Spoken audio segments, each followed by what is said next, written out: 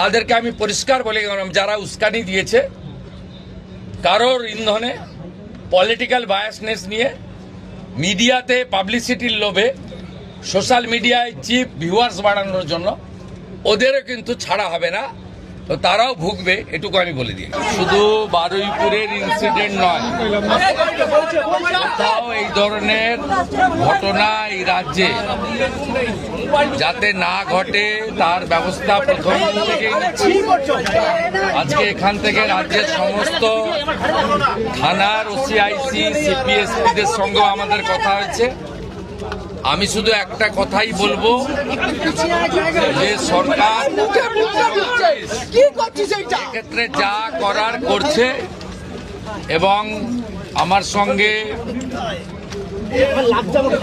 ওই আমাদের পরিবার, প্রথমত যে পরিবারটি ক্ষতিগ্রস্ত হয়েছে, একটি ছোট্ট কন্যা সন্তানের উপর পাশবিক অত্যাচার করে খুন করা হয়েছে, তারাও মিট করেছে। তারা নিশ্চয়ই আপনাদের বলেছে বা না বললেও আমার জানার বিষয় নয়।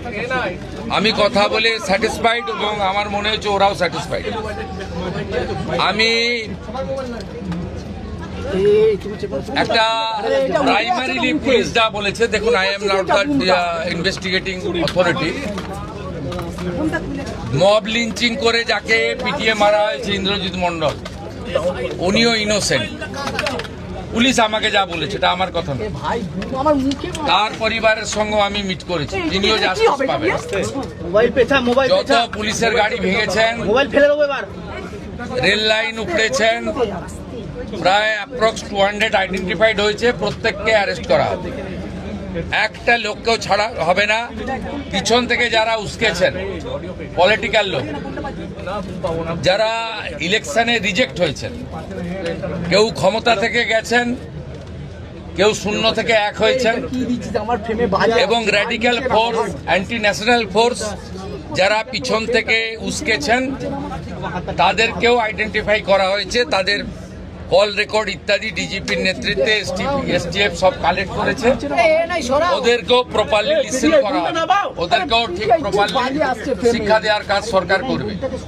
ফার্স্ট অ্যান্ড ফরমোস্ট হচ্ছে 4 জনের মধ্যে 3 জন ধরা পড়েছে, আরেকজনকে ধরতে হবে, ওটা আমরা করছি। রিগার্ডিং কম্পেনসেশন, রিগার্ডিং অ্যাসিস্ট্যান্স, আমরা দুটো পরিবারের উপরে ছেড়ে দিয়েছিলাম। ওরা কিছু কথা আমাকে বলেছে, আমি উইদিন এ উইক আসবো এবং দুটো ফ্যামিলিতে যাব। তখন সরকার, ওরা যা চেয়েছে, সরকার যা করলো দেখতে পাবেন। সূর্যপুরে ভিকটিম ফ্যামিলি একটা আউটপোস্ট চেয়েছেন, আমরা আউটপোস্টও ডিজিপি এইচএসকে বলেছি করতে হবে। প্রয়োজন হলে রেন্টাল বাড়ি নিয়ে খনি চালু করতে হবে, এবং আমি যখন ভিকটিমদের সঙ্গে মিট করতে আসবো তখন আউটপোস্টের ইনোগ্রেশন হবে। আমরা এখানে অনেকগুলো ডিসিশন নিয়েছি, সেগুলো প্রপারলি আমরা দেখব। আপনারা ভিকটিম ফ্যামিলি যেমন কনফিডেন্স রেখেছেন সরকার পুলিশের উপরে, আপনারাও রাখতে পারেন। আমার মনে হয় না এর আগে কোনো পুলিশ মন্ত্রী বা মুখ্যমন্ত্রী এই ধরনের পীড়িত পরিবারের কথা শুনেছেন বা বলেছেন। আমি এটা মনে করি এটা ডিউটি, আগের লোক করেনি বলে যে আমি করব না তা না।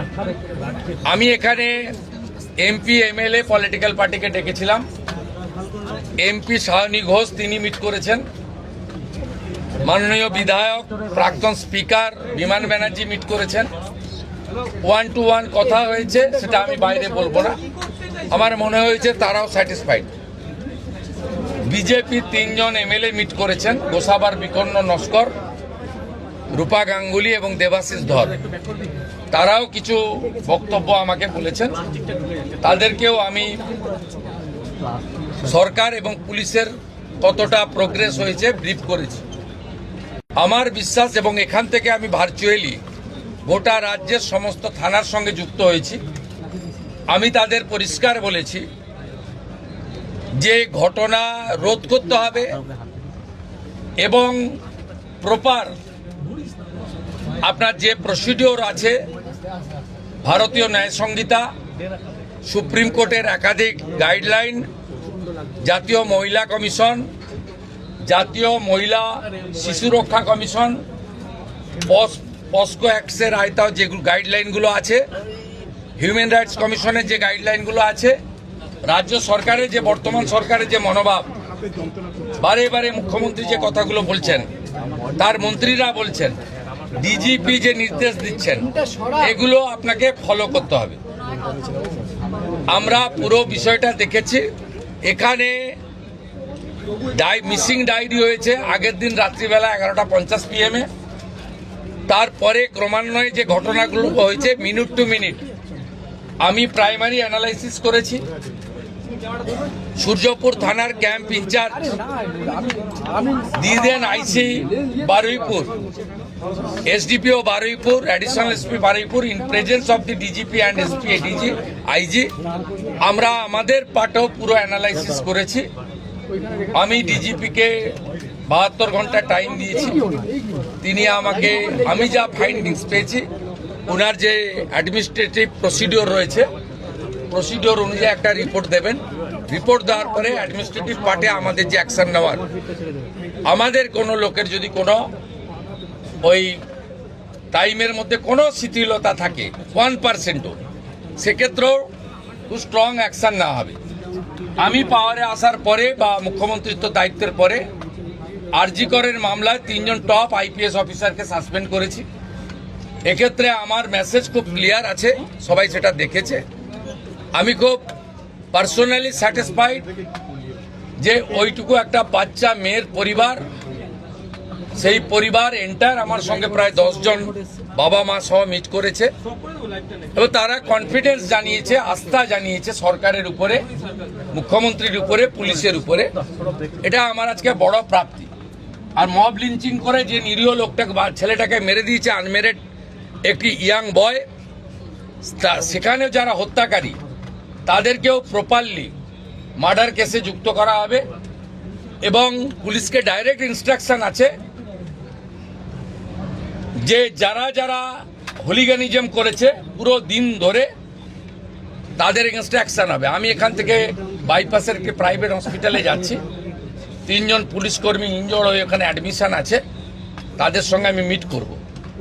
প্রায় 200-র বেশি আইডেন্টিফাইড লোক, তাদেরকে আমি পরিষ্কার বলে গেলাম, যারা উস্কানি দিয়েছে কারোর ইন্ধনে, পলিটিক্যাল বায়াসনেস নিয়ে, মিডিয়াতে পাবলিসিটির লোভে, সোশ্যাল মিডিয়ায় চিপ ভিউয়ার্স বাড়ানোর জন্য, ওদেরও কিন্তু ছাড়া হবে না, তো তারাও ভুগবে, এটুকু আমি বলে দিই।